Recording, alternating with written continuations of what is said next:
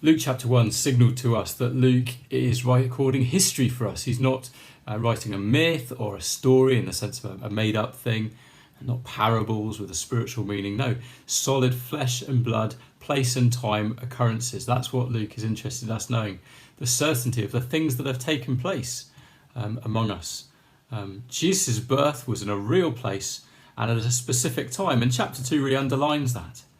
In chapter 2 we zoom sort of out. We've been focused in chapter 1 on some particular families. There's been very much a focus in a Jewish world, and now we zoom out to see how this is taking place all within the Roman Empire. And we are introduced to Caesar Augustus, who's calling the shots, and he could tell people across his empire where they could or couldn't go. The movements of people throughout the empire were controlled by him, and it looked like taxes were going to go up as a result.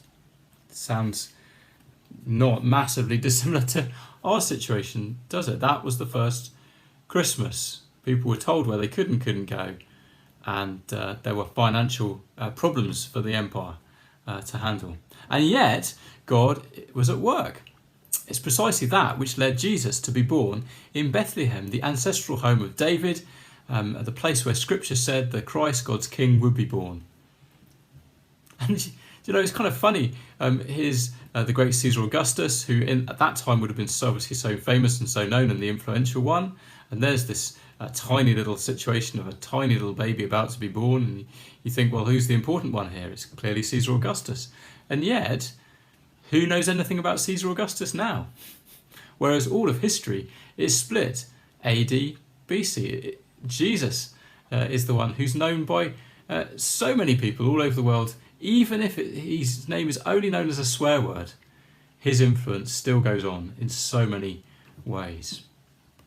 So this year, it's been frustrating in so many ways, hasn't it? For some of us, it's been really traumatic.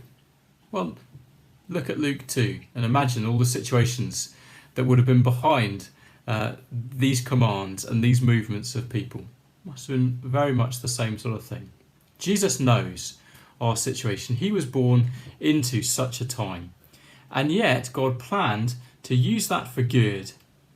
And he can do the same in 2020 as well. 2020 hasn't surprised him, just like Caesar Augustus didn't surprise heaven back then. There's a hymn that I used to sing at school that has the line, God is working his purpose out as year succeeds to year. Well, he did that in those days, as chapter 2 begins. And he's doing that in these days, today.